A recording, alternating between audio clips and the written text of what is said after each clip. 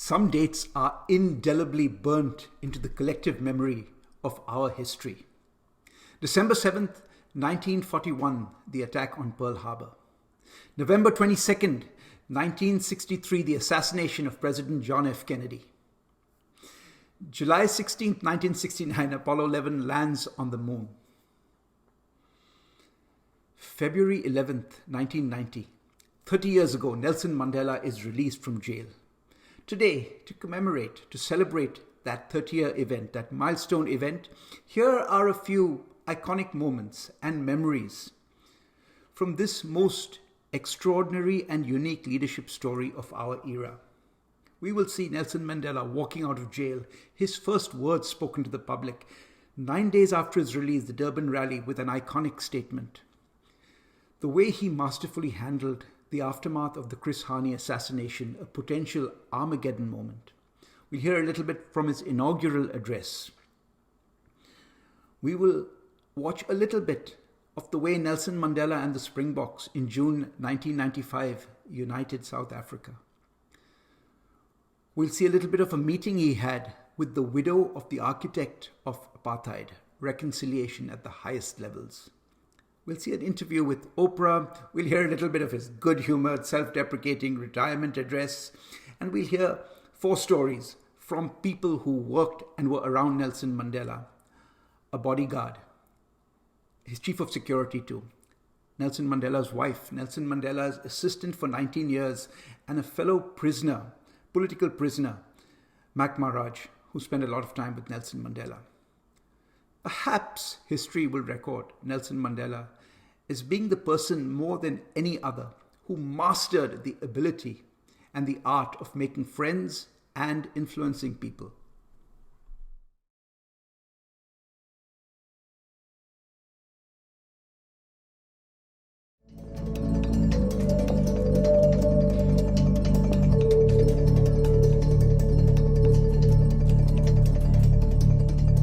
Who doesn't know where they were when he came out of prison? I never will forget it as long as I live. Nelson Mandela came out of prison not consumed by bitterness. And he realized that if anger was your driving motivation, you were no longer a free person. After 27 years, it just was breathtaking. People remember Nelson Mandela getting out of prison the way they remember Neil Armstrong walking on the moon. It was, some giant steps. 90. After 27 years, Nelson Mandela took his first steps as a free man. He was 71 years old, and few had seen him or any up-to-date photograph of him in all those years. Friends, comrades, and fellow South Africans, I greet you all in the name of peace, democracy, and freedom for all. I stand here before you not as a prophet, but as a humble servant of you, the people. Take your guns, your knives, and your pangas, and throw them into the sea. For the struggle for freedom. On the side of the black people, Hani had already become an icon and a symbol of a refusal to surrender. Hani was probably the second most popular black leader in the country at that stage after Mr. Mandela. Hani, who clearly Mandela saw as the future, as his successor. What's happened to Chris? And then she says, well, the daughter is here because he's just been shot and he's dead.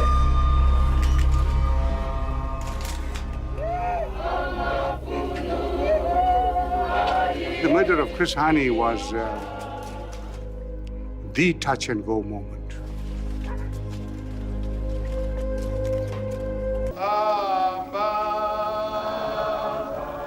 Hani's assassination was an Armageddon moment for South Africa.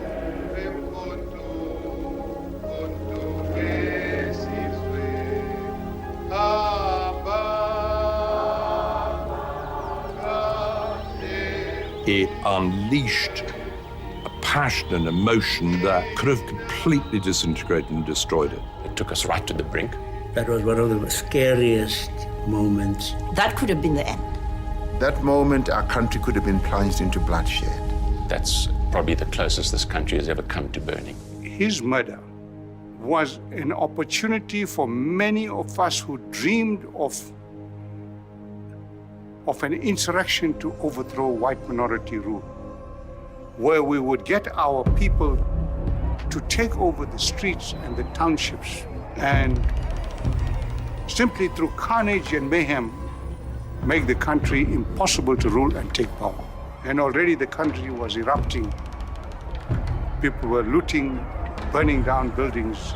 The temptation would have been to say, here's a powder keg, let me light the match. And then Mandela went on television. And he found a way to bridge the black-white divide. A white woman of Afrikaner origin risked her life so that we may know and bring to justice this assassin. Every moment in the life of a nation can be seen either as the darkest moment or the brightest moment. Usually, both are present, and it is our opportunity, by the way we respond, to determine what we make of it. Chris Hani has made the supreme sacrifice. The greatest tribute we can pay to his life's work is to ensure that we win freedom for all our people.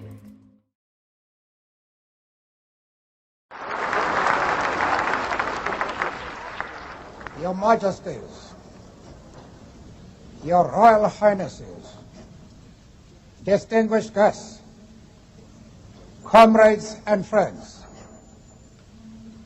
today all us do, by our presence here and by our celebrations in other parts of our country and the world, confer glory and hope to newborn liberty. Out of the experience of an extraordinary human disaster that lasted too long, must be born a society of which all humanity will be proud. The time for the healing of the wounds has come. The moment to bridge the chasms that divide us has come. The time to build is upon us. Let there be justice for all. Let there be peace for all. Let there be work, bread, water, and salt for all. Let each know that for each, the body, the mind, and the soul have been freed to fulfill themselves. Never, never, and never again shall it be that this beautiful land will again experience the oppression of one by another and suffer the indignity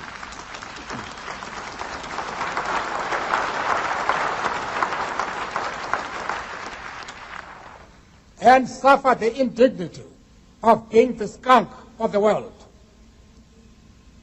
The sun shall never set on so glorious a human achievement. Let freedom reign.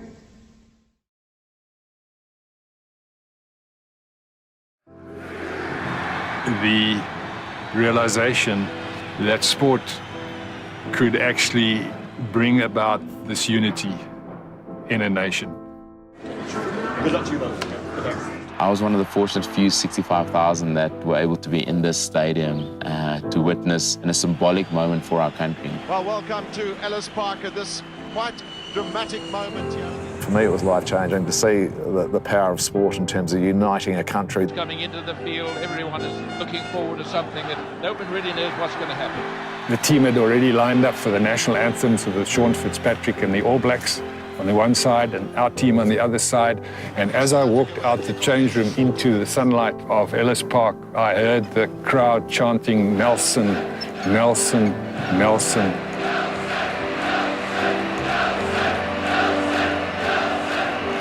Once the great man Nelson Mandela said, "One team, one country," the shift in the enthusiasm of the South African public was just phenomenal. He's written his name across rugby history, perhaps.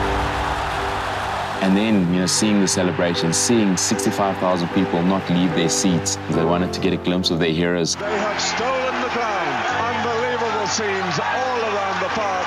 But now it really is this Rainbow Nation, all behind their team. They did something that not only would go down and change the course of history, but they did something that impacted a little 12-year-old boy sitting in the stand. It was a new nation. It was a nation being reborn. For the first time, we were actually representing all of South Africa, in the first time in our history. David, we didn't have 60,000 South Africans. We had 43 million South Africans.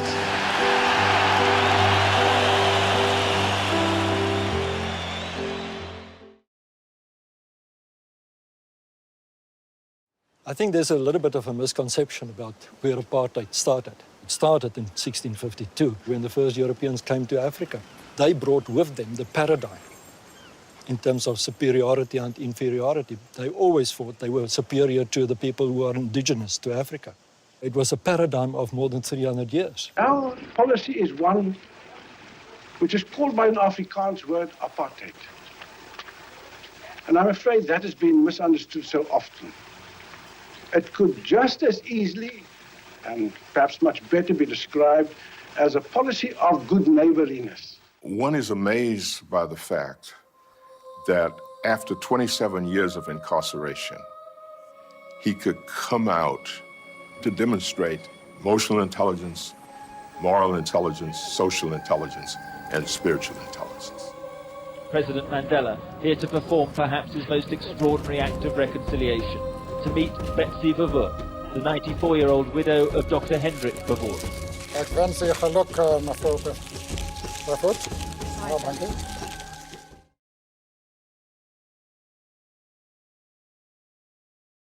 You must fight the battle for dignity on the very first day you go to jail. Really? And that's what we did. We put our foot down and insisted in being respected, even though we're prisoners. And we eventually succeeded in that. You'd also said to me one evening, you said, we made the brain dominate the blood. Our emotion said, the white minority is an enemy. We must never talk to them.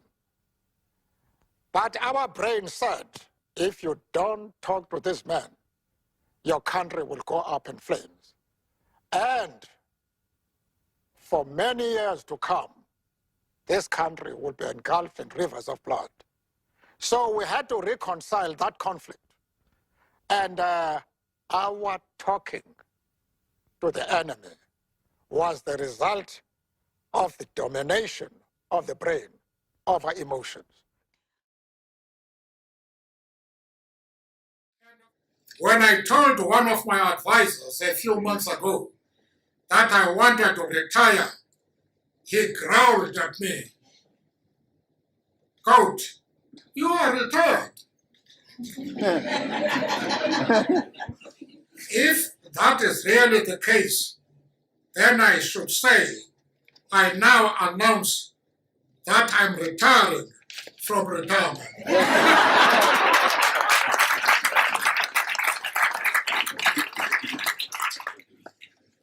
I do not intend to hide away totally from the public, but henceforth, I want to be in the position of calling you to ask whether I would be welcome, rather than being called upon to do things and participate in events. The appeal, therefore, is, don't call me. I'll call you.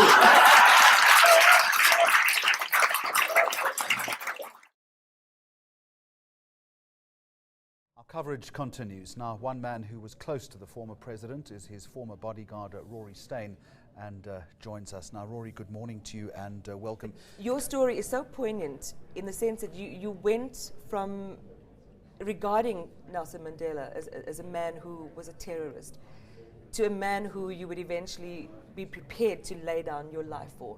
Yes. What was it that catalyzed the change? What was it that caused your relationship Your to own evolve? long walk in many ways. Yes, indeed. And you're correct. Bear in mind, before I became one of the team leaders of Madiba's protection team, I was a security branch policeman in the notorious John Vorster Square security branch. And we were trained, very well trained. We understood, fully understood ANC ideology. We were trained in what the party believes. We used to read the Seshaba. And when Madiba was released from prison in February 1990, I can remember well the first speech publicly that he made was on the Grand Parade in Cape Town. And quoting from the Freedom Charter, a document I believe that doesn't fully receive the recognition that it should. It's a marvelous document. But he said that South Africa is for all her people, both black and white. And I remembered going, yeah, whatever. Of course you're going to say that. That's the party line. Don't expect anything different. But it wasn't until about 3 or 4 years later when I first met Madiba, started to work with him, and watched very carefully to see when this facade of, South Africa's for all her people would crumble, and when the real, hardline communist terrorist would come through. And of course the facade never cracked because it wasn't a facade. Can you share with us, Rory Steyn, some of the conversations that you had with him? Well, the one conversation that I think I should mention, because you alluded to it a few seconds ago, was right after some of my former colleagues had been either convicted of or given amnesty for the bombing of Kotso House. A report appeared, I think, in the New Nation or the Weekly Mail, where one of my former colleagues had decided to spill the beans and open the lid on the box of dirty tricks of the former security branch. And there was an article there stating that it said Lieutenant Rory Steyn, now a major, had led the recce into Kotso House for the bombing raid. Astounded. Yes, I was in there one morning early.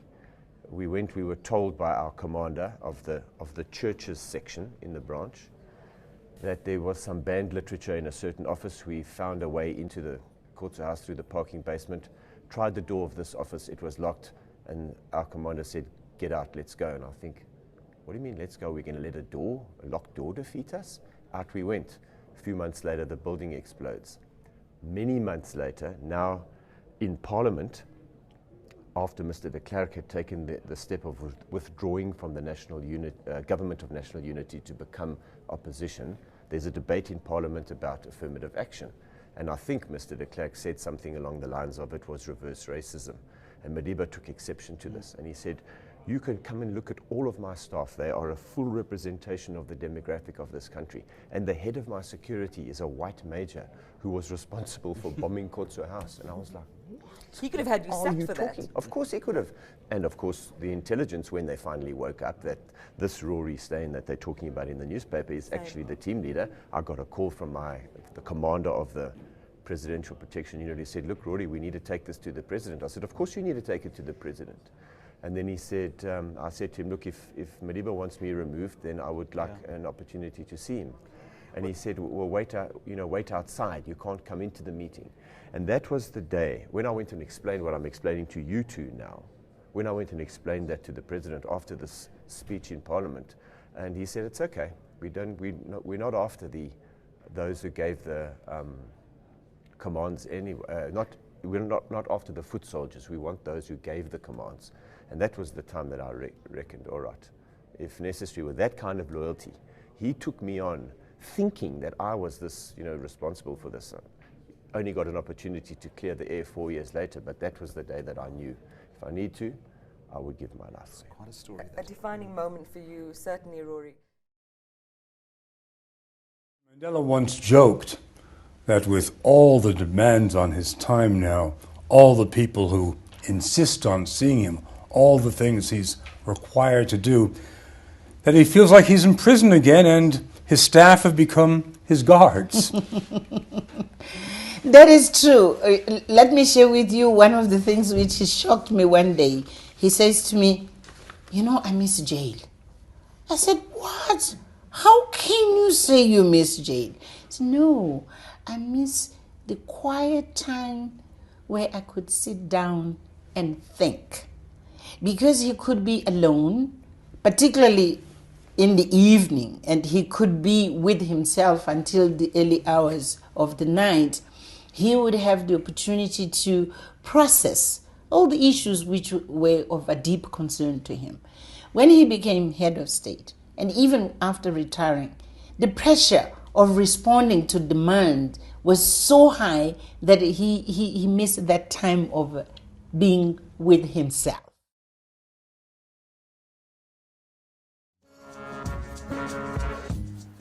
Now, I've had an extraordinary experience over 19 years working alongside one of the greatest statesmen of our time, Nelson Mandela. You can imagine people ask me, "So what are the important lessons you've learned from him?" Second lesson, about respect. The South African Rugby Union challenged President Mandela during his presidency after he established a commission of inquiry into sports affairs. Now, it was a private body, and they felt that the president had no business interfering with the private body's affairs, and they challenged him to go to court. President Mandela insisted on going to court to defend his own decisions. We arrived in court that day, and Mr. Mandela walked right up to the defense, to the South African Rugby Union lawyers, shaking hands with them, conversing with them each in their own language. And I wanted to protest. I was still very young and I wanted to stop him. The people have got the audacity to challenge his authority, and he walks up to them and he greets them. So during tea time, I confronted him. I said, "Why did you do that?" And he told me two of the most important things he ever said. "You never allow the enemy to determine the grounds for battle. And the way you approach a person will determine how that person treats you." The thing I probably heard him say most often over the years: "It's easier to change others than it is to change yourself." He said, "I had to change myself before I could change others." And when people like myself got to prison, we found in him a person who was already practicing those skills. We put Mandela as our spokesman. The overall head of the prison service, General Steyn, he began to converse with Mandela. And this is where Mandela pulled something that I have never ceased to be amazed with. In his firm but quiet voice, he said, "General, you and I are on opposite sides of this war. One day, even when we have fought to the point where we have reduced our country to ashes, and one side emerges as victor and the other side as vanquished, you and I will have to meet, even over those ashes. The quality of that moment will depend on how you and I have treated each other today." That's something we need to think about. I have seldom been as empowered, because I then understood what it is to uphold one's dignity in a way that compels the other side to respect you.